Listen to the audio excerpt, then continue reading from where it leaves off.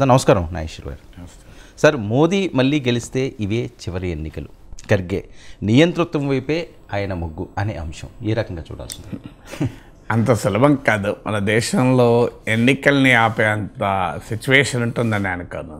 ఎందుకంటే ప్రపంచంలో అనేక ప్రజాస్వామిక రాజ్యాంగాలు విఫలమైన భారతదేశ రాజ్యాంగం నిలబడింది. ప్రపంచంలో సగటున లైఫ్ ఎక్స్పెక్టెన్సీ కాన్స్టిట్యూషన్ అంటే రాజ్యాంగాల సగటు జీవితకాలం 17 ఏళ్ళు. మన దేశంలో 75 ఏళ్ళైనా మన ఎన్నికలు విత్ ఆల్ లిమిటేషన్స్, కొన్ని సమస్యలు ఉన్నప్పటికీ స్వేచ్ఛాయుత ఎన్నికలు జరుగుతున్నాయి. మన స్వయం ప్రతిపత్తి కలిగిన న్యాయ వ్యవస్థ ఉంది, స్వతంత్ర మీడియా ఉంది. విత్ ఆల్ లిమిటేషన్స్, అనేక లోపాలు ఉండొచ్చు. శాంతియుతంగా అధికార మార్పిడి ఉంది, బహుళ పార్టీ రాజకీయ వ్యవస్థ ఉంది, రాజ్యాంగ ప్రతిపత్తి కలిగిన స్వతంత్ర వ్యవస్థలు ఉన్నాయి. సో ఇవన్నీ ఉన్నప్పుడు ఎవరు ప్రధానమంత్రిగా మళ్ళీ గెలిచినా ఎన్నికల్ని ఆపేసే అంత సీన్ ఉంటుందని అనుకోను. అయితే ఎందుకు ఈ విమర్శలు వస్తున్నాయంటే, భారతదేశంలో గత 10 ఏళ్ళుగా మనం చూస్తే అంతకుముందు జరగలేదా అంటే అంతకుముందు కూడా ఈ ట్రెండ్ ఉంది. కానీ ఇటీవల కాలంలో బలపడిన ట్రెండ్ ఏంటంటే వివిధ వ్యవస్థలలోకి రాజకీయ జోక్యం పెరిగింది. భారత పార్లమెంటరీ ప్రజాస్వామ్య స్థానే అధ్యక్ష తరహా లక్షణాలు పెరిగాయి. ఇప్పుడు ఇది మొదట్లో మనకు ఇందిరాగాంధీ ఐహాంలో ఈ ధోరణి ఉండే, ఎమర్జెన్సీ ఈ పరిణామాలన్నీ చూసాం. తర్వాత ఎప్పుడైతే ఇందిరాగాంధీ పోస్ట్ ఇందిరాగాంధీ ఫేజ్లో మనకు ఈ ధోరణి పార్లమెంటరీ ప్రజాస్వామ్యాన్ని దెబ్బతీసే ధోరణి, అధ్యక్ష తరహా పోకడలు లేవు.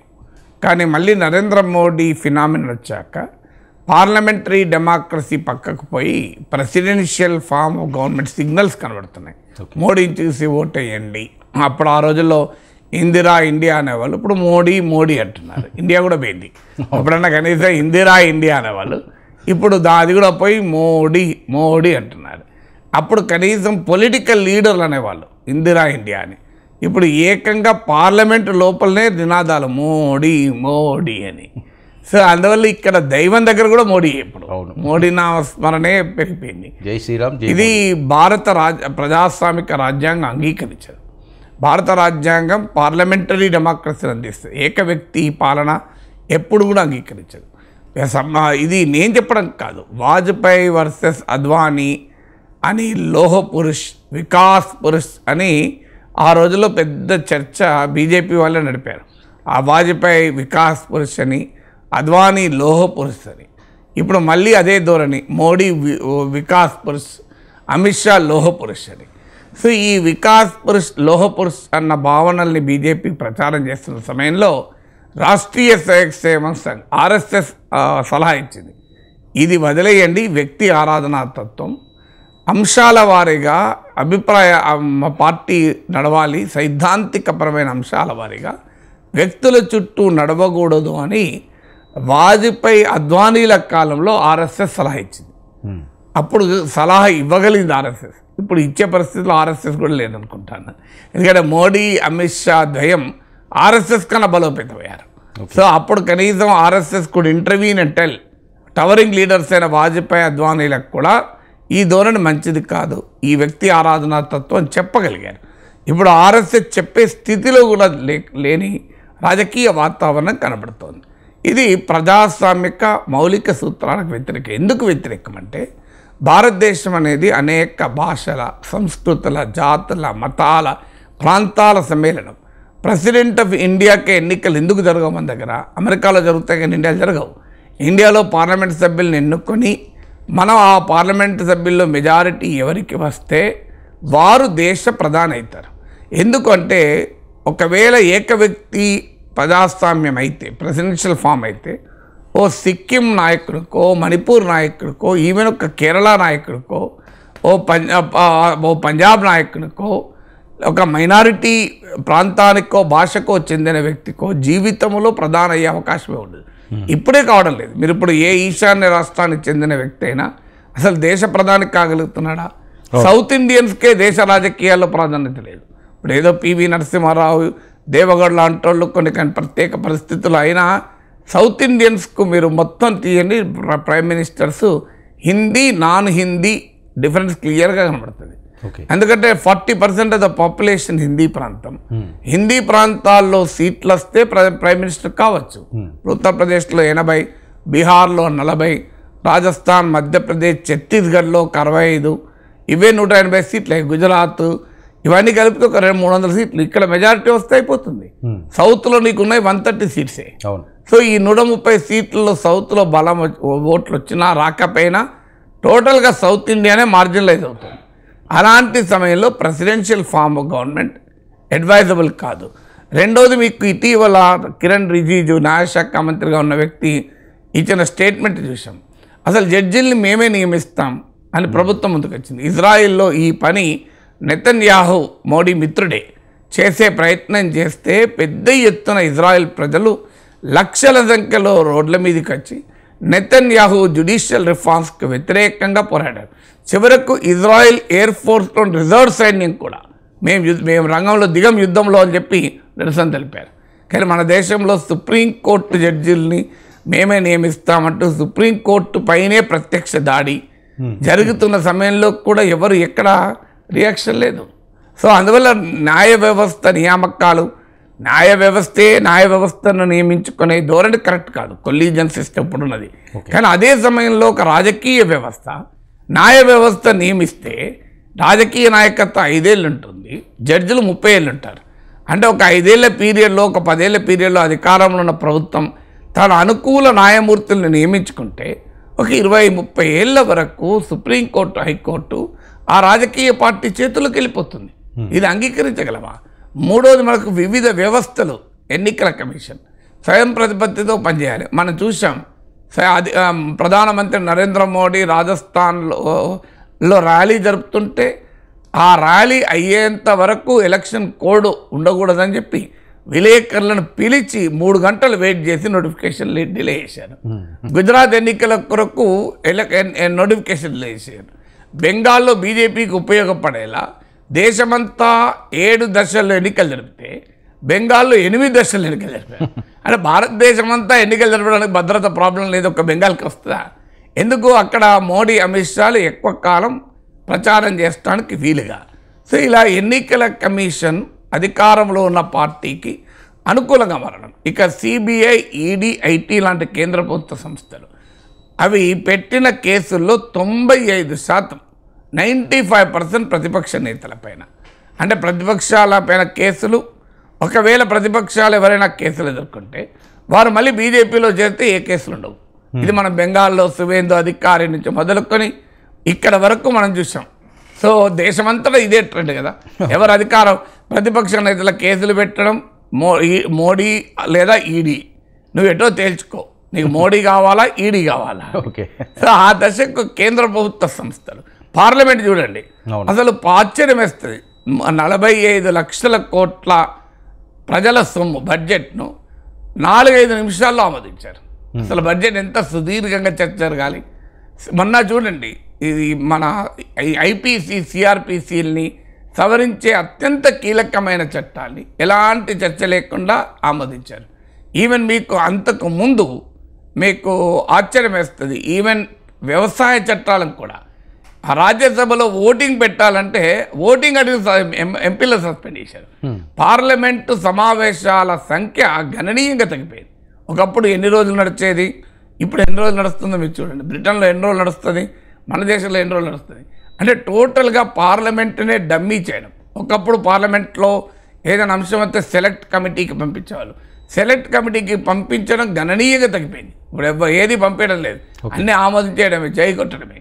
అంటే ఒకప్పుడు ప్రతిపక్షాలు అల్లరి చేస్తే చర్చ లేకుండా బిల్లులు ఆమోదం పొందేది. ఇప్పుడు అధికార పార్టీ అల్లరి చేసి బిల్లులు ఆమోదం పొందేది. సో రాహుల్ గాంధీ క్షమాపణ చెప్పాలని చెప్పి కొన్ని వారాల పాటు పార్లమెంట్ను జరగనివ్వకుండా బిల్లులు ఆమోదింపొందారు. ఇప్పుడు ప్రతిపక్షాలు అల్లరి చేస్తే మరి ప్రభుత్వం ఏం చేస్తుంది? బిల్లులు ఆమోదింపజేయకపోతే అంటే నేను ఒప్పుకుంటా. ఇక అధికార పార్టీ అల్లరి చేసి ఆ అల్లరిలోనే బిల్లులు ఆమోదం పొందుతుందని తెల. అలాగే రాష్ట్రాల హక్కులపైన మనది ఫెడరల్ వ్యవస్థ, రాష్ట్రాల హక్కులపైన ఇష్టారాజ్యంగా దాడి. మీకు ఒక్క ఉదాహరణ చాలు. సెస్సులు పేరిట రాష్ట్రాలతో పంచుకోవాల్సిన అవసరము లేని పన్నులు పెంచుతున్నారు. ఇప్పుడు పెట్రోల్, డీజిల్ అందుకు ఉదాహరణ. అలాగే గవర్నర్ల వ్యవస్థ. మీరు ఎక్కడ చూసారా? కేరళ గవర్నర్ ఆరిఫ్ మహమ్మద్ ఖాన్ ఆయన కాన్వాయ్ పోతుంటే సహజంగా ప్రతిపక్షాలకు చెందిన వాళ్ళు అడ్డుకుంటారు. ఎందుకంటే ఆయన గవర్నర్ బహిరంగంగానే ముఖ్యమంత్రి పైన దాడి చేస్తున్నాడు కనుక. ఇంకా తెలంగాణలో ఆ స్థాయికి రాలే. సో గవర్నర్ కారు దిగి తేల్చుకుందాం దా అంటాడు. అసలు ఎక్కడన్నా ఉందా? గవర్నర్ పలానా ఆర్థిక మంత్రి పైన నాకు విశ్వాసం పోయిందని లెటర్ వస్తాడు. నాకు విశ్వాసం పోయిందని తీసిపడేయని.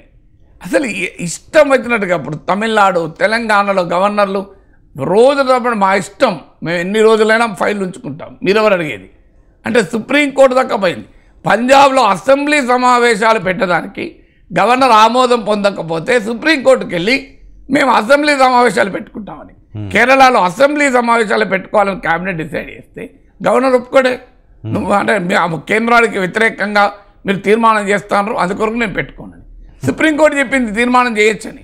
సిటిజన్షిప్ అమెండ్మెంట్ యాక్ట్ వచ్చినప్పుడు ఒక రాష్ట్ర శాసనసభ చట్టం చేయకూడదు కేంద్ర చట్టానికి భిన్నంగా, బట్ ఒక ఒపీనియన్ చెప్పొచ్చు, అది రాజకీయ ఎక్స్ప్రెషన్. సో అయినా లేదు. ఆరిఫ్ మహమ్మద్ కేరళ గవర్నర్ నేను సమావేశం పెట్టుకొని అంటాడు. అసెంబ్లీ సమావేశాలు ప్రజలు ఎన్నుకున్న ప్రభుత్వానికి కాకుండా గవర్నర్లు మా ఇష్టం వచ్చినప్పుడు పెడతామంటే ఏమైనా అర్థం ఉందా? ఇప్పుడు ఫిరాయింపు చట్టం మీకు సుప్రీంకోర్టులో జరుగుతున్న మహారాష్ట్ర ఎపిసోడ్ ఇంత బ్లేటెంట్గా ఆఖరికి ఆర్మీని కూడా పొలిటిసైజ్ చేయడం, ఆర్మీని కూడా పొలిటిసైజ్ చేసే ట్రెండ్ మన దేశంలో జరుగుతున్నది. సో ఇవన్నీ కూడా డెఫినెట్గా ప్రజాస్వామ్యంలో చాలా ప్రమాదకరమైన ధోరణులు. చివరకు రాజ్యాంగాన్ని మార్చేస్తే మీ రాజ్యాంగం మీ పనికిరాదు, రాజ్యాంగంలో సెక్యులరిజం అనేది ఉండకూడదు, రాజ్యాంగంలో సోషలిజం అనేది ఉండకూడదు, అసలు రాజ్యాంగాన్నే సమూలంగా మార్చిపెట్టే రాజ్యాంగం తీసి కొత్త రాజ్యాంగం వస్తా అనే దశకు వచ్చింది. అది ఈ స్టేట్మెంట్లో చివరి ఎన్నికలని అను, కానీ ధోరణులు మాత్రం చాలా ప్రమాదకరంగా ఉన్నాయన్నది నిజం. సార్ మరో విషయానికి వస్తే సార్, ఎమ్మెల్సీ ఎన్నికలు తెలంగాణ రాష్ట్రంలో గతంలో బీఆర్ఎస్ ఉన్నప్పుడు కూడా పెద్ద రాజకీయం అయింది ఎమ్మెల్సీకి అభ్యర్థులు ఖరారు అంశంలో. ఇప్పుడు కూడా మరొక రచ్చ జరుగుతుంది. నిన్న కోదండరామ్ గారు మండల చైర్మన్ దగ్గరికి వెళ్తే ఇన్ఫామ్ చేయకుండా ఆయన వెళ్ళామని ఆయన చెప్తున్నారు. ఆయన చైర్మన్ లేరట, దీన్ని రాజకీయం చేయొద్దు, దీన్ని వేరే అంశం చేయొద్దు అని చెప్పి ఆయన మాట్లాడిన అంశం ఏంటి? ఈ ఎమ్మెల్సీకి సంబంధించి ఏదైతే ప్రభుత్వం తీసుకున్న నిర్ణయాన్ని గవర్నరో ఇంకొకటో ఆపే అవసరం ఉందా? దీన్ని కూడా రాజకీయం చేయాల్సిన ఆపలేదు కదా. ఇక్కడ కదా బీఆర్ఎస్కి సంబంధించి గతంలో పక్క పెట్టండి, కోదండరామ్ గవర్నర్ ఆపలేదు. సో ఇందులో ఒకటి మరి శాసన మండలి చైర్మన్ కోదండరామ్ చెప్పారు కనుక మేము చెప్పి వెళ్ళినప్పుడు మండలి చైర్మన్ ఉండాలని ఏం చెప్పలేదు కదా. అయినా ప్రమాణ స్వీకారం అనేది మనం డిసైడ్, సభ్యులే నేను పలానా రోజు పలానా టైంకి ప్రమాణం చేస్తాను మీరు రండి అని అనరాదు. సాధారణంగా శాసన మండలి కార్యాలయం సభ్యులతో కోఆర్డినేట్ చేసుకొని చైర్మన్తో కోఆర్డినేట్ చేసుకొని ఓ టైం ఫిక్స్ చేసి ప్రమాణ స్వీకారం చేస్తారు. అంతే తప్ప నేను వెళ్తా నాకు వీలైనప్పుడు తెలుసా నేను ప్రమాణం చేస్తా అంటే అక్కడ చైర్మన్ టైం ఉండొచ్చు ఉండకపోవచ్చు. ఇక్కడ సభ జరుగుతున్న సమయం కాదు. సో అది మరి పత్రికల్లో వచ్చినట్టు నేను కూడా చదివాను. మేము చెప్పి వెళ్ళలేదని, చెప్పి వెళ్ళినప్పుడు చైర్మన్ ఉండాలి అని మనం ఖచ్చితంగా నిర్ధారించలేము. సో బట్ అదేదైనా అక్కడ ఎందుకు అనుమానం వచ్చింది అంటే శాసన మండలి చైర్మన్ బీఆర్ఎస్ నేపథ్యం, బీఆర్ఎస్ కోదండరామ్ ఆ నియామకాన్ని ప్రశ్నిస్తోంది. అసలు అంతకుముందు కేసీఆర్ క్యాబినెట్ రికమెండ్ చేసిన 7 సత్యనారాయణల పేరును గవర్నర్ తిరస్కరించడాన్ని సవాల్ చేస్తూ హైకోర్టుకు వెళ్ళారు. సో అందువల్ల హైకోర్టులో కేసు ఉంది కదా, ఈలోగా ఎలా నియమిస్తారన్నది బీఆర్ఎస్ వాదన. ఈ వాదన నేపథ్యంలోనే మండలి చైర్మన్ ప్రమాణం చేయించలేదా అనే అనుమానము అర్థము వచ్చే అవకాశం ఉంది. అయితే మేము చెప్పి వెళ్ళలేదు అన్నారు కనుక ఆ అవకాశం లేదు.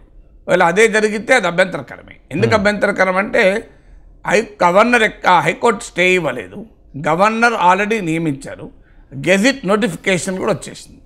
అందువల్ల ఏమైనా ఉంటే కోర్టులో తేల్చుకోవాలి. కానీ ఒకసారి గవర్నర్ ఆమోదం ఇచ్చాక గెజిట్ నోటిఫై అయ్యాక ఆ సభ్యుల ప్రమాణ స్వీకారాన్ని ఏకపక్షంగా చైర్మన్ కూడా ఆపడం కరెక్ట్ కాదు. అందువల్ల డెఫినెట్గా ఒకవేళ ప్రమాణ స్వీకారం చేస్తానంటే చేయనీయకపోతే అది అభ్యంతరకరమే. కానీ అదేమి మరి మేము చెప్పి వెళ్ళలేదు అన్న తర్వాత మేము చెప్పకుండా వెళ్ళామన్నకి చర్చ ఎక్కడిది? సో అందువల్ల ఆ చర్చ లేదు. ఇక రెండవది కోదండరామ్ సార్ అనేది తెలంగాణ ఉద్యమంలో నేను పాల్గొన్నాను, నా నియామకం పైన ఎందుకు రచ్చ చేస్తున్నారని రాజకీయాల్లో ఎవరైనా ఎంతటి స్థాయి వాళ్ళైనా రచ్చ అనివార్యం. పబ్లిక్ లైఫ్లో ఉన్న తర్వాత అందరికీ గౌరవప్రదంగా ఉండలేము. అది ఆచరణలో సాధ్యం కాదు. పొలిటికల్ కంటెస్టేషన్ ఉంటుంది. కోదండరాం సార్ రాజనీతి శాస్త్ర ప్రొఫెసరు, ఆయన కన్నా నాకేం ఎక్కువ తెలియదు. కానీ when you are in political contestation నీ వ్యక్తిగా నువ్వు ఎంత గొప్పవంత సంబంధం లేదు. సో అనివార్యంగా విమర్శలు వస్తాయి. జవహర్లాల్ నెహ్రూ పైన విమర్శలు ఇప్పటికీ వస్తున్నాయి కదా. అటల్ బిహారీ వాజ్పేయి పైన ఇప్పుడు గొప్పవాడంటున్నా, అంతకుముందు విమర్శలు రాలేదా? సో ఇప్పుడు ఎన్టీ రామారావు అందరూ గొప్పవాళ్ళంటే ఎన్టీ రామారావు విమర్శించలేదా? సో పుచ్చలపల్లి సుందరయ్య ఆయన విమర్శించలేదు, ఆయన ప్రత్యర్థులు. సో ఎవరైనా విమర్శిస్తారు. అది రాజకీయ కంటెస్టేషన్. నేను శాసన మండలిలో మొదట్లో ఎంటర్ అయినప్పుడు చాలా గౌరవం ఇచ్చేవాళ్ళు, చాలాసార్లు గౌరవం ఇచ్చారు, అది డౌట్ లేదు. పెద్దలు నాగేశ్వర అనేవారు, నేను అనేవాడు నేనెట్లా పెద్దనైతున్నాయా, వయసులో మీకన్నా చిన్నవాడిని. కోనేరు రంగారావు, రోషయ్య గారు లాంటి పెద్దలు కూడా, కోనేరు రంగారావు గారు లాంటి పెద్దలు కూడా ఇది మీరు పెద్దలు అనేవాళ్ళు, నేను అనేవాడు నేనెట్లా పెద్దనవుతాను అని. సో కానీ ఒకసారి ప్రభుత్వ విధానాల్ని తీవ్రంగా ప్రశ్నించడం మొదలు పెట్టాక ఇక మామూలుగా అటాక్ కాదు, ఎవరిని స్పేర్ చేయరు. ఎందుకంటే that's a part of political contestation. ఇప్పుడు కోదండరాం సారు కౌన్సిల్కి వచ్చి ఆయన కాంగ్రెస్ ప్రభుత్వాన్ని సమర్థిస్తూ మాట్లాడుకుంటూ ఉండడు, కేసీఆర్ ప్రభుత్వాన్ని విమర్శిస్తూ మాట్లాడుకుంటూ ఉండడు. ఉన్నప్పుడు బీఆర్ఎస్ వాళ్ళు Kodandaram sir Telangana JAC chairman, మాకు చాలా గౌరవం మీరంటే మీరు మమ్మల్ని తిట్టండి అని అంటారా? సో అందువల్ల అనివార్యంగా రద్దు చేస్తారు. సో అందువల్ల అక్కడ కోదండరాం సార్ అని కాదన్న, మీరు కోదండరాం సార్ తెలంగాణ ఉద్యమానికే పరిమితమై తర్వాత రాజకీయాల్లో లేకపోతే, బీఆర్ఎస్ వ్యతిరేక కార్యకలాపాలు చేయకపోతే, సో కాంగ్రెస్కు సమర్థించకపోతే ఏముండేది కాదు. గౌరవం ఇస్తారు, కౌన్సిల్ కూడా రాకపోయేవాళ్ళు. గౌరవమే, కౌన్సిలే. అందువల్ల పొలిటికల్ కంటెస్టేషన్లో ఉన్న తర్వాత రచ్చ అనివార్యంగా అవుతుంది. ఎందుకంటే అక్కడ కోదండరాం సార్ ఎంపిక గురించి సమస్య కాదు. సో రాజకీయ నేపథ్యం ఉన్న వారిని నియమించకండి అంటూ గవర్నర్ దాసోజు శ్రవణ్ రిజెక్ట్ చేసే క్రమంలో ఆమె సలహా ఇచ్చారు. ఇప్పుడు బీఆర్ఎస్ ప్రశ్నిస్తారు, మరి తెలంగాణ జనసమితి అధ్యక్షుడిగా ఉండి కోదండరాం సార్ని ఎట్లా నియమిస్తారు? మరి ఒక ప్రాతిపదికన మీరు అప్పుడు అన్నప్పుడు ఇప్పుడు అదే ప్రాతిపదిక వర్తిస్తుంది కదా, రాజకీయ పార్టీ ప్రెసిడెంటే కదా అని వాళ్ళు ప్రశ్నిస్తున్నారు. అందువల్ల పొలిటికల్ కంటెస్టేషన్లో అనివార్యంగా పెద్ద చిన్న ఉండదు, ఎవరైనా విమర్శలు ఎదుర్కోవాల్సిందే. సో ఎవరైనా ప్రశ్నలు ఎదుర్కోవాల్సిందే. సార్ మరో విషయానికి వస్తే, ఈ షర్మిల గారు ఒక్కొక్క బాణాన్ని డైరెక్ట్గా జగన్కి ఎక్కుపెట్టే అంశం అయితే ప్రతిరోజు కనిపిస్తున్నది. ఏదో కాంట్రవర్సీ తీసుకొస్తున్నారు. నన్ను సీఎం చేయాలని సోనియా నా భర్త అడిగారా, భారతిరెడ్డితో చెప్పిస్తారా అని జగన్నే ఆవిడ ప్రశ్నించడం, తర్వాత ఏదో వాళ్ళ మీడియాలో కూడా నాకు సగం బాగా ఉన్నది, ఇష్టం వచ్చినట్లుగా నా మీద రాస్తున్నారని ఆ ఆవేదన. ఒకసారి ఆ బయట విందాం సార్, షర్మిల గారు ఏం మాట్లాడారు, ప్లీజ్ పీసీఆర్. ఇప్పుడు నా గురించి ఇంత దూషణలు చేస్తున్నారో, ఈ సోషల్ మీడియా అంతా ఇంతగా దూషిస్తున్నారో, ఇదే సాక్షిలో నాకు భాగం ఉంది. ఇదే సాక్షిలో జగన్మోహన్ రెడ్డి గారికి ఎంత భాగం ఉందో ఆయన బిడ్డ రాజశేఖర రెడ్డి బిడ్డకు కూడా అంతే భాగం ఉండాలని రాజశేఖర రెడ్డి గారు నిర్ణయించారు. ఇది రాజశేఖర రెడ్డి గారి నిర్ణయం. మీ ఇష్టం వచ్చింది చేసుకోండి, ఎంత చేసుకుంటారో చేసుకోండి, ఏం పిక్కుంటారో పిక్కోండి. ఇక్కడ భయపడే వాళ్ళు ఎవ్వరూ లేరు. ఇక్కడ ఉన్నది రాజశేఖర రెడ్డి బిడ్డ. ఖబర్దార్. సరే ఏంటి, ఏం పీక్కుంటారో పీక్కోండి, డైరెక్ట్గా అటాక్ చేస్తున్నారు ఆవిడ. అంటే అది ఆ రెస్పాన్స్ ఏంటంటే నేను నిన్నది ఆ వైసీపీ సోషల్ మీడియాలోను. సో బహుశా సాక్షిలో కూడా ఏదో కథనం వచ్చి ఉంటుంది. అంటే సోనియా అంటే ఆమె సీఎం కావాలని కోరుకున్నారు అని. బట్ ఏదైనా సీఎం కావాలని ఎవరైనా కోరుకోవచ్చు. జగన్ కోరుకున్నప్పుడు షర్మిల కోరుకోకూడదని నేరం లేదు కాదు కదా. సో నేను కోరుకోలేదు. ఆమె ఇప్పుడు మా మీడియాలో వచ్చింది, మా హస్బెండ్ సోనియా గాంధీని అడగలేదు అంటూ షర్మిల చెప్తోంది.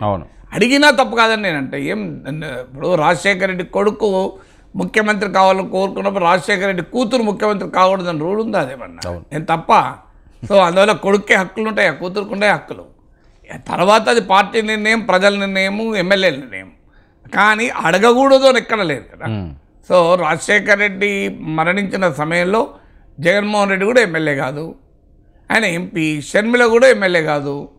సో రాజకీయాల్లో మరి షర్మిల లేదు అంటే రాజకీయాలు లేని కూడా ముఖ్యమంత్రులు చేయొచ్చు, అదేం నేరం కాదు కదా. అందువల్ల రాజశేఖర్ రెడ్డి కుటుంబంలో ఒకరిని సీఎం చేయాలి అని చర్చ వస్తే ఆ కుటుంబంలో కొడుకైనా జగన్మోహన్ రెడ్డికి ఎంత హక్కు ఉంటుందో రాజశేఖర రెడ్డి వారసత్వంగా కూతురు కూడా అంతే హక్కు ఉంటుంది. అందువల్ల ఆమె నేను అడగలేదు అని అంటున్నారు. అడిగినా తప్పులేదని నేను అంటాను. అడిగితే తప్పేంటి? సీఎం చేయని పార్టీ కాంగ్రెస్ పార్టీని అడిగానుకో, మా నాన్న చనిపోయాడు, మా నాన్న ప్లేస్లో హక్కు ఇవ్వాలని. తప్పైతే ఇద్దరు తప్పైతే, ఇది వారసత్వ రాజకీయాలు, నేను అది అంగీకరించను. అందువల్ల రాజశేఖర రెడ్డి సీఎం అయింది కనుక, ఆయన అనుకోకుండా చనిపోయాడు కనుక ఆయన పిల్లలే ముఖ్యమంత్రి కావాలనే సిద్ధాంతమే తప్పు. అది డైనాస్టిక్ రూల్, అది రాచరిక స్వభావం, అది ప్రజాస్వామిక స్వభావం కాదు. రాజశేఖర రెడ్డి కొడుకైనా ఇంకెవరి కొడుకైనా ప్రజల్లోకి వెళ్ళి ఎన్నికల్లో గెలవాలి. అదే జరిగింది కూడా. తర్వాత కాంగ్రెస్ పార్టీ వద్దన్న తర్వాత ఆయన సొంత పార్టీ పెట్టుకున్నాడు, ప్రజల దగ్గరికి వెళ్ళాడు. ప్రజలు రాజశేఖర రెడ్డి వారసుడు జగన్మోహన్ రెడ్డి అనే తీర్మానించారు. ఆ తీర్మానించే క్రమంలో షర్మిల కూడా అదే చెప్పింది, రాజశేఖర రెడ్డి కొడుకైన జగన్మోహన్ రెడ్డి ఓటేయండి అన్నారు.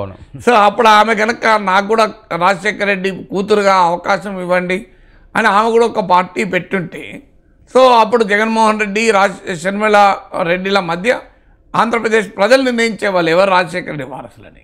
బట్ ఈ ప్రాసెస్లో జగన్మోహన్ రెడ్డి ఇది పార్టీ పెట్టక ముందు కదా చర్చ, కాంగ్రెస్లో రాజశేఖర రెడ్డి మరణానంతరం ఎవరు సీఎం చేయాలని, అంటే ఎవరు సీఎం చేయాలన్నప్పుడు రాజశేఖర రెడ్డి కొడుకు బిడ్డలకే సంబంధం లేదు. అది కాంగ్రెస్ పార్టీకి సంబంధం.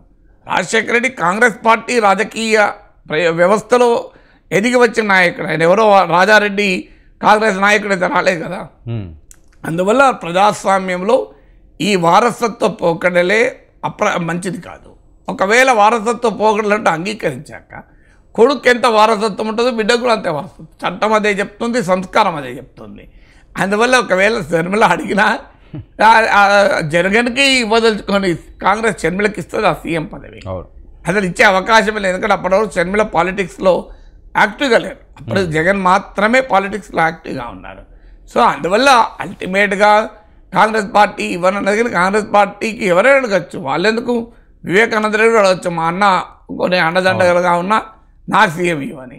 విజయమ్మ కూడా అడగచ్చు సతీమణిగా.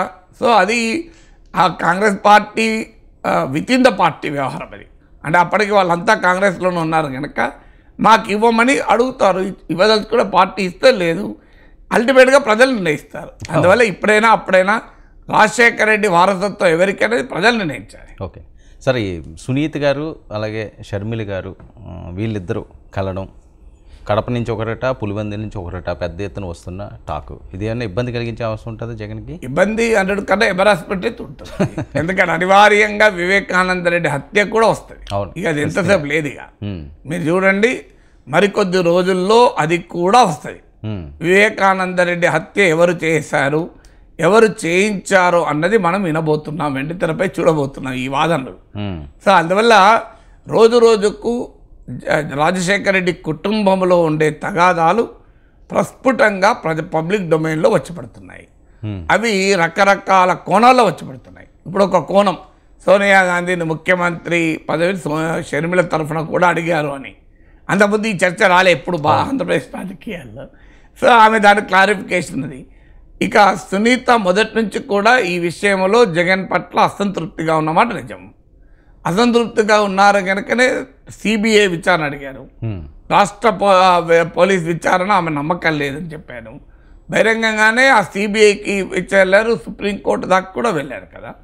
తర్వాత అప్పుడు కూడా పత్రికల్లో వచ్చింది, అసలు అవినాష్ రెడ్డిని మీరు వెనకేసుకు రాకూడదు అంటే జగన్ అన్నాడని, ఆయన మనం సపోర్ట్ చేయకపోతే ఆయన బీజేపీలో చేరుతాడని. సో అందువల్ల అవినాష్ రెడ్డి వాళ్ళ ఫాదర్ భాస్కర్ రెడ్డి పైన సునీత వివేకానంద రెడ్డి కూతురుకు అనుమానం ఉన్నది. ఇది బహిరంగమే కదా అందరికీ. ఆ అనుమానం పట్ల గతంలోనే షర్మిల సానుకూలంగా మాట్లాడారు. ఇప్పుడు కాంగ్రెస్ పార్టీలో చేరడం కాదు, చేరక ముందు కూడా సునీత పట్ల సానుభూతితో మాట్లాడారు షర్మిల.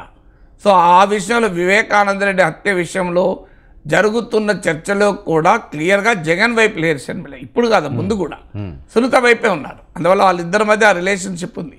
ఒక దశలో సునీత తెలుగుదేశం తరఫున పోటీ చేస్తానని కూడా వార్త వచ్చాయి. సో తెలుగుదేశం తరఫున పోటీ చేస్తే కన్నా షర్మిల నాయకత్వంలో కాంగ్రెస్ పార్టీ తరఫున చేస్తే ఆమెకు మరింత క్రెడిబిలిటీ ఉంటుంది. అయితే తెలుగుదేశానికి ఉన్న బలం కాంగ్రెస్ లేకపోవచ్చు. మరి తెలుగుదేశం పులివెందులు లాంటి సీట్లో సునీతకు ప్రత్యక్షంగానో పరోక్షంగానో మద్దతు ఇవ్వచ్చు కూడా, ఆ అవకాశం కూడా ఉంది. ఎందుకంటే సునీత మీద ప్రేమ లేకపోయినా జగన్ పైన కోపం. సో అసలు ఆ కుటుంబంలో తగాదాకే కడప ఎంపీ సీట్ కారణం అంటారు. ఎందుకంటే అవినాష్ రెడ్డికి ఇవ్వడాన్ని వివేకానంద రెడ్డి వ్యతిరేకించాడు అని. ఎందుకంటే అది మొదటి నుంచి రాజశేఖర రెడ్డి కుటుంబంతోనే ఉంది. రాజశేఖర రెడ్డి ఎంపీగా ఉండే, వివేకానంద రెడ్డి ఎంపీగా ఉండే, జగన్మోహన్ రెడ్డి ఎంపీగా ఉండే. సో అందువల్ల వివేకానంద రెడ్డి, విజయమ్మ, షర్మిల ఈ ముగ్గురులో ఒకరికి ఉండాలి తప్ప కుటుంబం దాటిపోకూడదని వివేకానంద రెడ్డి ప్రతిపాదించినట్లు దానికి అంగీకరించకుండా భారతీయ తరఫున బంధువులైన అవినాష్ రెడ్డి వచ్చినట్లు ఇవన్నీ మీడియాలో వచ్చినాయి. సో ఇది ఎవరు ఖండించలేదు కూడా వైసీపీ తరఫున కూడా. సో అందువల్ల ఆ రాజశేఖర రెడ్డి బతుకున్నంత కాలం వైఎస్ భారతి ఇంటర్ఫీరెన్స్ లేదు. ఆమె వైపు నుంచి బంధువులు కూడా ఎలాంటి ప్రభావం చూపలేదు. ఒక్కసారి రాజశేఖర రెడ్డి మరణానంతరం అటువైపు బంధువుల ప్రభావం పెరిగింది. అందుకు ఉదాహరణే విజయమ్మ, వివేకానంద రెడ్డి, షర్మిల కాదని జగన్ అవినాష్ రెడ్డి కడప సీట్ ఇచ్చాడని. అందువల్ల పంచాయతీ అక్కడే మొదలైంది కనుక బహుశా షర్మిల అక్కడే తేల్చుకుంటా అనుకోవచ్చు. ఎందుకంటే షర్మిల కూడా సన్నిహితులు చెప్తారు ఆమె కూడా మామూలు మండి కాదు అని. సో అందువల్ల ఆమె కూడా రాజశేఖర రెడ్డి బిడ్డే కదా, డైరెక్ట్గానే చెప్తున్నది కదా సార్, ఏం పీక్కుంటారు. సో అందువల్ల అంతకుముందు కేసీఆర్ అన్న భాష ఇప్పుడు జగన్ మీద అంటారు. అవును. సో అందువల్ల అంటే మీరు నా క్యారెక్టర్ అసాసినేషన్ చేస్తున్నారు అని, అందువల్ల డెఫినెట్గా అది తారస్థాయికి చేరుతుంది.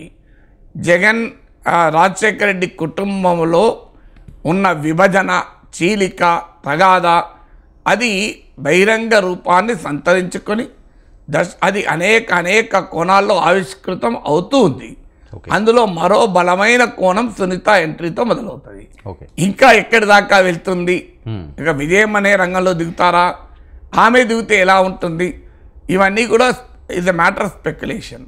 బట్ డెఫినెట్గా రోజు రోజుకు జగన్కి అది ఎంబరాస్మెంట్గా ఉంటుంది. పొలిటికల్గా ఇబ్బందిగా ఉండడం వేరు, ఎంబరాస్మెంట్ వేరు. పొలిటికల్గా ఇబ్బంది అంటే అది ప్రజలు పెద్ద ఎత్తున దాన్ని పొలిటికల్ అంశంగా భావించి అందుకు అనుగుణంగా రియాక్ట్ అయితే అది డెఫినెట్గా ఇబ్బందిగా మారుతుంది. అంటే పులివెందుల్లోనో కడపలో కనీసం ఆంధ్రప్రదేశ్ కాకపోయినా వివేకానంద రెడ్డి హత్య అనే అంశం ఆధారంగానే ప్రజలు తీర్పు చెప్పారనుకోండి, అప్పుడు డెఫినెట్గా అది ఇబ్బందిగా మారుతుంది. లేకపోతే ఎంబరాస్మెంట్గా ఉంటుంది. రైట్ సార్, ఈ ఆంధ్రప్రదేశ్లో మరొక పంచాయతీ తేలాల్సిన అవసరం ఉందని అందరూ మాట్లాడే పరిస్థితి. అసలు టీడీపీ జనసేన మధ్య ఓట్ ట్రాన్స్ఫర్ అవుతుందా? కాపు సామాజిక వర్గం ఎటువైపు ఉంది? ముద్రగడ గారు మళ్ళీ మౌనవ్రతం పాటిస్తున్నారు, అది ఆ పంచాయతీ కూడా తేలలేదు, ఇదిగో వస్తున్నారు అదిగో వస్తున్నారని. ఏం జరిగే అవకాశం ఉంటుంది? అంటే కాపుల్లో ప్రముఖ నాయకుడు ముద్రగడ్డ కాదని ఎవరన్నారు, కానీ కాపులందరూ ముద్రగడ్డ చెప్పినట్టే ఓట్లేస్తారని అనుకున్నారు. ఆ మాటకొస్తే ఒక్క నాయకుడు చెప్పినట్టు కులమంతా ఓటేయదు. అందులో ముద్రగడ చెప్తేనే మొత్తం కాపులు ఏంటంటే అటు వస్తట్టుంటే బహుశా ముద్రగడ ఒక పార్టీ పెట్టి ఏదో ఒక పార్టీతో పొత్తు పెట్టుకొని పనిచేసేవారు కదా. అయితే ముద్రగడ ఇన్ఫ్లుయెన్స్ ఉన్నమాట నిజం, కానీ ఆయన చెప్పినంత మాత్రాన్ని పవన్ కళ్యాణ్కి వేయొద్దంటే వేయకుండా ఉంటారా? ఉండరు కదా. ముద్రగడ వెళ్ళి జగన్ కోట ఏంటంటే మొత్తం పొలో అంటూ కాపులంతా వెళ్ళి జగన్ కోటేస్తారా? సో వాళ్ళకు ఓటేయడం వేరు, ఇప్పుడు ఆ నాయకుడికి ఓటేయడం వేరు, వాళ్ళు చెప్పిన నాయకుడికి ఓటేయడం వేరు. ఈ రెండింటి మధ్య కూడా చాలా తేడా ఉంటుంది. ఇప్పుడు జగన్మోహన్ రెడ్డి చెప్పారనుకోండి, మీరు బీజేపీలకు అందరికీ ఓట్లేయండి అంటే జగన్ వెనకాలన్న సామాజిక వర్గాలంతా పోయి బీజేపీకి ఓట్లేస్తారా? అలా ఉండదు. అయితే ఇక్కడ టీడీపీ జనసేనల మధ్య నాకున్న అంచనా ప్రకారం వివిధ సర్వేల ఆధారంగా చెప్తున్నాను, జనసేన ఓటు 90% పైగా టీడీపీకి ట్రాన్స్ఫర్ అవుతుంది. టీడీపీ ఓటు 70-80% జనసేన ట్రాన్స్ఫర్ అవుతుంది. Okay, relatively TDP vote Janasena transfer అవడం కష్టమవుతుంది. జనసేన ఓటు మాత్రం పూర్తిగా టీడీపీ ట్రాన్స్ఫర్ అవుతుంది. ఎందుకు కారణం ఏంటంటే టీడీపీ బలమైన పార్టీ కావడం, ఎందుకంటే టీడీపీకి ఎక్కువ ఓట్లు ఉండడం. ఇప్పుడు ఒక నియోజకవర్గంలో టీడీపీ జనసేన కూటమికి 100 ఓట్లు ఉంటే అందులో 80 టీడీపీ ఓట్లు, 20 జనసేన ఓట్లు అయినప్పుడు 20 నుంచి 80కి ట్రాన్స్ఫర్ కావడం సులభం కదా, 80 నుంచి 20 ట్రాన్స్ఫర్ అవ్వడం కష్టం కదా. It is simple arithmetic.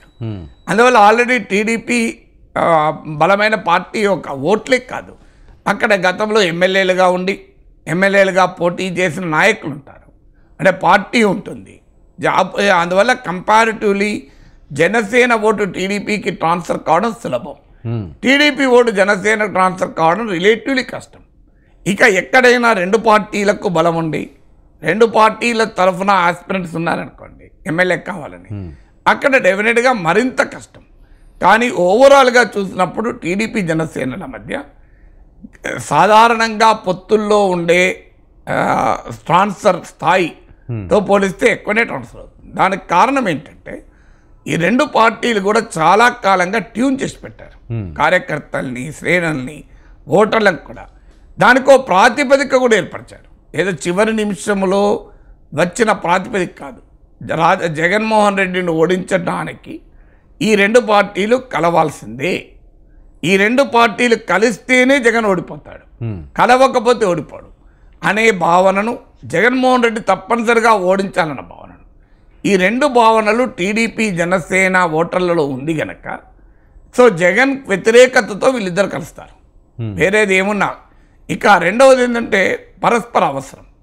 ఇవాళ జనసేన బలంగా అసెంబ్లీలో ఎంటర్ కావాలి అంటే తెలుగుదేశం మద్దతు లేకుండా సాధ్యం కాదు. ఈవెన్ పవన్ కళ్యాణ్ ఎమ్మెల్యే గెలవడం కూడా సాధ్యం కాదు. అందువల్ల జనసేనకు తెలుసు క్లియర్గా, ఎవరో కొద్దిమంది మా పవన్ కళ్యాణ్ సీఎం కావాలనో అనొచ్చు, వైసీపీ వాళ్ళు కావాలని ప్రొవోక్ చేయొచ్చు. కానీ జనసేనకు తెలుసు ఇవాళ తాము అసెంబ్లీలో ఎంటర్ కావాలంటే, చివరకు పవన్ కళ్యాణ్ ఎంటర్ కావాలన్నా టీడీపీ మద్దతు కీలకం. అదే సమయంలో టీడీపీ కూడా తెలుసు చంద్రబాబు నాయుడు మళ్ళీ ముఖ్యమంత్రి కావాలంటే జనసేన మద్దతు లేకుండా సాధ్యం కాదు. అందువల్ల టీడీపీ జనసేన రెండు పార్టీలకు కూడా ఇండిస్పెన్సిబుల్, ఒకరిపై ఒకరు అవసరము ఆ స్థాయిలో ఉంది. ఇక మూడవది, కష్టకాలంలో పవన్ కళ్యాణ్ అంటే తెలుగుదేశం ఇబ్బందుల్లో ఉన్న సమయంలో, చంద్రబాబు నాయుడు అరెస్ట్ అయి ఉన్న సమయంలో పవన్ కళ్యాణ్ అండగా నిలిచాడు. ఆ సానుకూలత, సానుభూతి కూడా ఉంటుంది కదా. సో అందువల్ల డెఫినెట్గా పవన్ కళ్యాణ్కు టీడీపీ గౌరవం కూడా ఆ స్థాయిలో ఇస్తుంది. సో ఇవన్నీ కలిపి మీకు ఓట్ ట్రాన్స్ఫర్ చాలా ఎఫెక్టివ్గా జరుగుతుంది అనేది నా నమ్మకం. అయితే ఎక్కడ సమస్య వస్తుంది, రెండు పార్టీలకు బలమైన అభ్యర్థులు ఉన్న చోట, రెండు పార్టీలకు బలమైన ఓటింగ్ ఉన్న చోట, ఎక్కడైనా కమ్మా కాపు డివైడ్ షార్ప్గా ఉన్న చోట జనసేన తరఫునో టీడీపీ తరఫునో ఒక సామాజిక వర్గం డామినేట్ చేస్తే మరో సామాజిక వర్గం ఓట్లు పోతాయి. ఒకవేళ టీడీపీ అభ్యర్థి అక్కడ పోటీ చేస్తున్నాడు, సో మాదే రాజకీయం అంటూ కమ్మ ఓటర్ లీడర్లు అక్కడ డామినేట్ చేశారనుకోండి, కాపులు దూరం అవుతారు. సో అలాగే జనసేన పోటీ చేస్తుంది, సో మేమే మా వాళ్ళే చేస్తారు కదా కాపులు డామినేట్ చేస్తే కమ్మ ఓట్ ట్రాన్స్ఫర్ కాదు.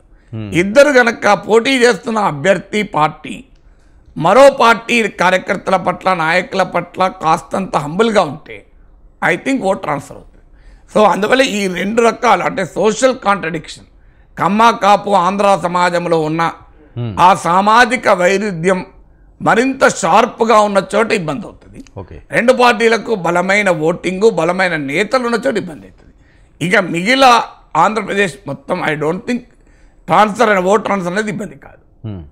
సార్, ఈ పంచాయతీ ఏదైతే అభ్యర్థుల ఎంపిక అనేది కొందరు ఏమైనా 50 సీట్లు అంటారు, కొందరు ఏమైనా 60 సీట్లు అంటారు. నాకు ఎన్ని తీసుకోవాలో నాకు తెలిసి నేను చెప్తారు. అంటే వీళ్ళకి ఇచ్చే ఆ సీట్లను బట్టి కూడా ఓట్ ట్రాన్స్ఫర్ అనే అంశం కీలకంగా మారే ఛాన్స్ ఉంటుందా? అంటే నెంబర్ ఆఫ్ సీట్స్ని బట్టి కాదు. ఇప్పుడు ఓడిపోయే సీట్ల నుంచి 70 సీట్లు పోటీ చేయమంటే అవుతుంది ట్రాన్స్ఫర్. అవును, అది ఇదే ఒక్క ఓటు అనే నెంబర్ ఆఫ్ సీట్సే కాదు, ఏ సీట్లు ఇచ్చారు అని ఓవరాల్గా జనసేనకు ఏ రకమైన ప్రాధాన్యత ఇచ్చారు, జనసేన బలానికి తగ్గట్టు ప్రాధాన్యత ఇచ్చారా, గౌరవప్రదమైన భాగస్వామ్యం ఇచ్చారా అనే అంశాలపైన ఆధారపడి ఉంటుంది తప్ప నెంబర్ ఆఫ్ సీట్స్ పైన ఆధారపడి ఉంటుంది కదా. ఓకే, నెంబర్ ఆఫ్ సీట్స్ అనేది డిసిషన్ కాదు.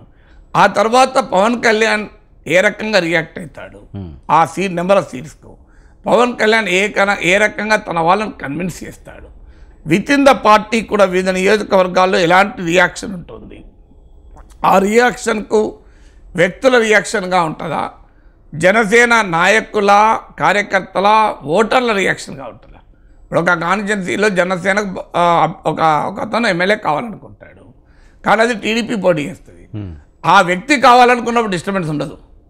ఆ వ్యక్తి ఆశావాళ్ళు ఎప్పుడు కూడా అభ్యంతరం చెప్తారు. అవును, అది డెఫినెట్గా అన్ని జనసేనకు రాని నియోజకవర్గాల్లో చాలా చోట్ల అభ్యంతరం చెప్తారు. టీడీపీ కూడా అలాగే అభ్యంతరం చెప్తారు. కానీ ఇష్యూ అది కాదు. ఆ వ్యక్తి అభ్యంతరం చెప్తే ఏం కాదు. పార్టీ కార్యకర్తలు, పార్టీ శ్రేణులు, అసలు పార్టీ ఓటర్లలో కూడా ఈ సీటు మా జనసేన పోటీ చేయాలి అనే భావన ఉందనుకోండి, అప్పుడు ఆ సీట్ రాలేదనుకోండి, అక్కడ కొంత డిస్టర్బెన్స్ ఉంటుంది. కానీ అది కాకుండా మా జనసేనకు నెంబర్ ఆఫ్ సీట్స్ని బట్టి ఓట్ ట్రాన్స్ఫర్ ఉండదు. ఓవరాల్గా జనసేనకు టీడీపీ సరైన రీతిలో వ్యవహరించిందా లేదా అనే అంశం పైన ఓట్ ట్రాన్స్ఫర్ ఉంటుంది. సార్, ఇది ఆంధ్రప్రదేశ్లో రాజ్యసభ వేడికి సంబంధించి అసంతృప్తులు సెగ జగన్కి ఏమైనా ఇబ్బంది పెట్టే అవకాశం ఉంటుంది? ఎందుకంటే రాజ్యసభ అన్న చాలా కీలకంగా మారే పరిస్థితి ఈరోజు. డెఫినెట్గా ఛాలెంజ్ ఉంటుంది. ఎందుకు అంటే అసంతృప్తులకు పోయేదేమీ లేదు, పోరాడితే కదా. ఆల్రెడీ పోయే సీటు పోయింది. అవును. సో పోరాడితే పోయేదేమీ లేదు, ఎమ్మెల్యే టికెట్ తప్ప. అది ఎమ్మెల్యే టికెట్ ఆల్రెడీ పోయింది. సో వాళ్ళు ఇప్పుడు వాళ్ళకి ఏం ప్రాబ్లం, ఎమ్మెల్యే టికెట్ రాదు అని తెలిసిన వారంతా రాజ్యసభ ఎన్నికల్లో డిఫరెంట్గా ఓటేసే అవకాశం ఉంటుంది. అందులో కొంతమంది అకామిడేట్ కావచ్చు. ఎందుకంటే ఇప్పుడు డిస్క్వాలిఫై చేసేది కూడా ఏమీ లేదు. అసలు రాజ్యసభ ఎన్నికల్లో డిఫరెంట్గా ఓటైతే డిస్క్వాలిఫై చేస్తారా ఇది అనేది కూడా అనుమానాస్పదమే. అందువల్ల ఇప్పుడు ఎలక్షన్లు 2 నెలలు లేవు. సో అందువల్ల ఇప్పుడు ఎందుకు డెఫినెట్గా ఆ ఛాలెంజ్ ఉంటుంది. సో జగన్మోహన్ రెడ్డి పట్ల అసంతృప్తి ఉన్న వాళ్ళు, సీట్లు రాని వాళ్ళు, టికెట్ రాని వాళ్ళు, టీడీపీ వైపు, జనసేన, కాంగ్రెస్ వైపు చూస్తున్న వాళ్ళు రాజ్యసభ ఎన్నికల్లో భిన్నంగా ఓటేసే అవకాశం ఉంది. ఆ భిన్న అయితే అలాంటి వాళ్ళు ఎంతమంది ఉంటారన్నది పాయింట్. ఎందుకంటే బీజేపీ ఆడ 3 సీట్లు ఉన్నాయి. వైసీపీకి 151 మంది ఎమ్మెల్యేలు ఉన్నారు. పైగా ఒక 3-4 టీడీపీ ఎమ్మెల్యేలు కూడా ఇట్టున్నారు. అంటే 155 ఉన్నారు. టీడీపీకి 20 ఉన్నారు. 20 పోయి వైసీపీ నుంచి ఎంతమంది, ఒక 30 పోతారా, 20 పోతారా? పైన ఒక్క సీటే టీడీపీ తెచ్చుకునేది. న్యాయంగా అయితే 2 సీట్లు వైసీపీ క్లియర్గా వస్తాయి. 3వ సీటు వైసీపీ తెచ్చుకోగలదా లేదా అన్న దగ్గరే కదా పంచాయతీ. అందువల్ల 2 సీట్లు డెఫినెట్గా 3కు 3 సీట్లు వస్తాయా లేదా ప్రతిపక్షానికి 1 సీట్ వస్తుందా అన్నదే చర్చ. అందువల్ల ఆ 2 సీట్లు రావడానికి మాత్రం ఇబ్బంది ఉంటుందని అనుకోను. అందువల్ల పొలిటికల్గా పెద్ద ఛాలెంజ్ ఒకవేళ వాళ్ళు 2 పెట్టారనుకోండి, మా బలం 2 కదా అని. సో వాళ్ళు 3 పెట్టినప్పుడు అప్పుడు ఛాలెంజ్ కదా. వాళ్ళు 2 పెట్టారనుకోండి, ఆ పంచాయతీ కూడా ఉండదు కదా. సో అందువల్ల బలం 2కే ఉంది, మాకు 2 పెట్టారు. కానీ 3వ అభ్యర్థిని కూడా పెట్టినప్పుడు ఆ 3వ అభ్యర్థి కూడా గెలిపించుకునే బలం ఉన్నా కూడా ఒకవేళ వ్యతిరేక ఓటు, తిరుగుబాటు కనుక ఉంటే, అంటే అటువైపు ఓటేస్తే వ్యతిరేక, అప్పుడు ఛాలెంజ్ అవుతుంది. అందువల్ల challenge for the 3rd seat, not for the 2 seats. అవును సార్. ఓకే, ఈ రాజ్యసభ ఈ సీట్లు లేకపోతే జగన్మోహన్ రెడ్డి గారు బీజేపీకి సపోర్ట్ చేయడం, ఈ అంశం ఏమైనా బీజేపీ, టీడీపీ, జనసేనతో కలిసి ఎన్నికలకు వెళ్ళడానికి ఆ లింక్ ఏమైనా ఉందా అండి? వాళ్ళు ఏమైనా ఆ రకంగా ఆలోచిస్తున్నారా? నాకు అర్థం కాలే క్వశ్చన్. ఏదైతే ఇప్పుడు జగన్మోహన్ రెడ్డి గారు రాజ్యసభ సీట్లు అయితే ఖచ్చితంగా బీజేపీకి కావాల్సిన అవసరం ఉంది. జగన్మోహన్ రెడ్డి గారు ఎప్పుడు కూడా కావాల్సిన అవసరం ఉంది. ఆంధ్రప్రదేశ్లో ఎవరు సీఎం అయినా కాదు, ఈయన సపోర్ట్ చేస్తారు కదా సార్. సపోర్ట్ టీడీపీ చేస్తారా? కాదు కదా, జగన్మోహన్ రెడ్డి గారి సపోర్ట్ ఇప్పటికీ కావాలి వాళ్ళకి. వీళ్ళకి బలంగా రాజ్యసభ సీట్లు ఉన్నాయి కాబట్టి జగన్మోహన్ రెడ్డి గారికి. అంటే ఈవెన్ టీడీపీ అయినా వైసీపీ అయినా తేడా ఉంది. టీడీపీకి అంత ఎక్కువ లేవు కదా, ఉన్నా లేకపోయినా ఉన్నోళ్ళైతే సపోర్టే కదా. ఓకే, టీడీపీ గెలుస్తారు, బీజేపీ సపోర్ట్ చేయరా? ఓకే, 3కు 3 టీడీపీ గెలిచింది అనుకోండి, మొత్తం తిరుగుబాటు అయిపోయి వాళ్ళే బీజేపీ వ్యతిరేకంగా ఉంటారా? అవును. అంటే దీనికి ఇప్పుడు వీళ్ళతో పొత్తులో భాగంగా ముందుకు వెళ్ళడానికి ఏమన్నా అందుకు ఏం సంబంధం? బీజేపీ ఎలాగో వైసీపీకి వాళ్ళైనా, టీడీపీ వాళ్ళైనా, ఎవరైనా బీజేపీకి. మరి ఎందుకు ఈ జాప్యం చేస్తున్నారు సార్? దీని మీద ఒక క్లారిటీ ఇవ్వకుండా కలిసి వెళ్తామా లేదా అన్నది. అది వాళ్ళు బీజేపీ రాజకీయం సమయం ఉందిగా, వాళ్ళ ఇష్టం కదా. ఓకే, సో వాళ్ళు ఇంకా నిర్ణయం తీసుకోకపోవచ్చు. ఏం రూల్ కంపల్సరీగా చెప్పాలని? అంటే వాళ్ళ కోసం వీళ్ళు వెయిట్ చేస్తున్నారని కదా. వీళ్ళు వెయిట్ చేస్తారని వాళ్ళు చెప్పారు కదండి. వాళ్ళు చెప్పదలుచుకుంటే వాళ్ళు చెప్తారు. బీజేపీ, టీడీపీ, జనసేన వెయిట్ చేస్తుందని బీజేపీ చెప్పాలి. అంటే పంచాయతీ ఇప్పట్లో తెలియదు కదా. పంచాయతీ ఏముందండి, అందులో ఒక పొత్తుపైన నిర్ణయం. పంచాయతీ ఏం లేదు కదా, అది బీజేపీ ఇష్టం కదా. వీళ్ళు వెయిట్ చేస్తారు కదా అని చెప్పాలని రూలే లేదు, నోటిఫికేషన్ ఏం రాలేదు, షెడ్యూల్ ఏం రాలేదు. సో వాళ్ళ ఇష్టం కదా, నోటిఫికేషన్ రావాలి, ఏదైనా ఇష్టం. ముందే చెప్పొచ్చు, తర్వాత చెప్పొచ్చు. ఒక రాజకీయ పార్టీగా నిర్ణయం తీసుకోలేదు, తీసుకోకూడదు, పలానా రోజే చెప్పాలని రూలే లేదు కదా. అంటే వాళ్ళ కోసం వీళ్ళు చూస్తున్నారా, కన్ఫ్యూజన్ ఇంకా ఉంది అని. వీళ్ళు చూస్తే వాళ్ళు చెప్పారు కదండి. నేను అనేది ఏంటంటే టీడీపీ, జనసేన వాళ్ళు చూస్తారు కదా అని బీజేపీ చెప్పాలని రూల్ ఏముంది అంటే వాళ్ళకి అవసరం ఉన్నది కదా సార్, ఏదో తెలుసుకోవాల్సిందని. వాళ్ళు చెప్తే వాళ్ళకి అవసరం ఉన్నదని వాళ్ళు భావించాలి కదా, మీరు నేను భావించాను కాదు కదా. ఓకే, సో మనం భావిస్తే బీజేపీ చెప్తారా? వాళ్ళు అవసరం ఉందని భావిస్తే చెప్పవాలేమో. ఓకే, అవసరం ఉన్నదని వాళ్ళు భావించడం లేదు, చెప్పడం లేదు. దానికి ఇప్పుడు బీజేపీ ఏం చేయాలో వేరే పార్టీలు ఎట్లా డిసైడ్ చేస్తాయి నాకు అర్థం కాదు. బీజేపీ ఏం చేయాలి, ఎప్పుడు చెప్పాలి, డెడ్ లైన్ ఉంటుందా దానికి ఏమైనా? టీడీపీ జనసేన వాళ్ళు డెడ్ లైన్ ఇచ్చారా, తేల్చుకో February 3 లోపల అవును అని అన్నారు. వీళ్ళకి అంత ధైర్యం ఉందా? నామినేషన్లు ఉపసంహరణ సమయంలో వచ్చి కలిసినా బీజేపీని కలుపుకుంటారు. ఈ బీజేపీకి ఎంత తొందర అండి? Right sir. TDP Janasena demand ultimate ఇచ్చిందా? February 3 లోపల తేల్చుకోలేకపోతే మిమ్మల్ని మేము చేర్చుకోం అన్నదా? ఈవెన్ నామినేషన్లు ఉపసంహరణ రోజు చెప్పినా వాళ్ళ అభ్యర్థులు ఉపసంహరింపజేసి బీజేపీ వాళ్ళకి మద్దతు ఇస్తారు. వాళ్ళు ఉన్నప్పుడు బీజేపీకి ఎంత తొందర వచ్చింది? వాళ్ళకి ఎంత తొందర వచ్చింది? Right sir. వాళ్ళు మెల్లగా చూసి సిచ్యువేషన్ చూసి డిసైడ్ చేసుకుంటారు. వాళ్ళు ఎవరో వెయిట్ చేస్తున్నారని చెప్పి బీజేపీ ఎందుకు డిసైడ్ చేస్తుంది? వెయిట్ చేసుకోమని బీజేపీ చెప్పిందా? అవును, నా కోసం వెయిట్ చేయి అని చెప్పిందా బీజేపీ? అసలు టీడీపీ జనసేన సీట్లే ఖరారు కానప్పుడు బీజేపీ చర్చ ఎక్కడదండి? అవును. టీడీపీ జనసేన పొత్తు ఖరారు అయినా సీట్లు ఖరారు కాలే. అంటే వాళ్ళ కోసం వెయిట్ చేస్తున్నారు, అందుకని ఇది వాళ్ళ కోసం వెయిట్ చేయాల్సిన అవసరం. దానికి 170 సీట్లు బీజేపీకి ఇవ్వరు కదండి. 170 సీట్లు బీజేపీకి ఇవ్వరు కదా, ఎందుకు వెయిట్ చేస్తారు? అంటే వాళ్ళు ఏం అడుగుతున్నారో తెలియకుండా ఏం అడగకుండా తెలియకుండా అంత అమాయకులు ఎవడు ఉండడు అని ప్రపంచంలో. బీజేపీ ఏం అడుగుతుందో నాకే తెలుసు, వాళ్ళ చంద్రబాబు నాయుడుకి పవన్ కళ్యాణ్ తెలియదా? నేనే చెప్తా జనసేన ఏది అడుగుతుంది, బీజేపీ ఏది అడుగుతుందని ఒక 90% అక్రోస్తో చెప్తా. ఓకే, సో నాకే తెలిసినప్పుడు చంద్రబాబు నాయుడు పవన్ కళ్యాణ్ తెలియదా అండి? మీరు రేపు బీజేపీతో పొత్తుంటే బీజేపీ ఏది అడుగుతుందో నాగేశ్వరం తెలిసినప్పుడు చంద్రబాబు నాయుడు పవన్ కళ్యాణ్ తెలియదా? సో 170 సీట్లు అడుగుతుందా? పోనీ బీజేపీ కుప్పం అడుగుతుందా? బీజేపీ కుప్పం ఏది అడగదు కదండి. మరి కుప్పం ప్రకటించిండ్రా? భీమవరం గాజువాక అడుగుతుందా? బీజేపీ అడగదా? ప్రకటించారా? మరి అవి పవన్ కళ్యాణ్ సీట్లే కదా. చంద్రబాబు నాయుడు, పవన్ కళ్యాణ్, లోకేష్ ఈ ముగ్గురు అయితే బీజేపీ అడగదు కదా. మరి ఈ 3 సీట్లు కూడా ప్రకటించలేదు కదండి. సో 175 సీట్లలో బీజేపీ అడిగే సీట్లు 175 అయితే ఉండవు కదా.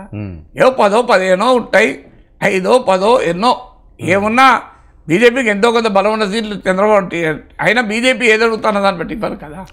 టీడీపీ జనసేన పెద్ద పార్టీలో బీజేపీ పెద్ద పార్టీ అంటే బీజేపీ ఏదన్నా అడగని ఇచ్చేస్తారా? రేపు బీజేపీ కుప్పం అడుగుతుంది, ఇస్తారా టీడీపీ? అందువల్ల అది ఇష్యూ కాదు.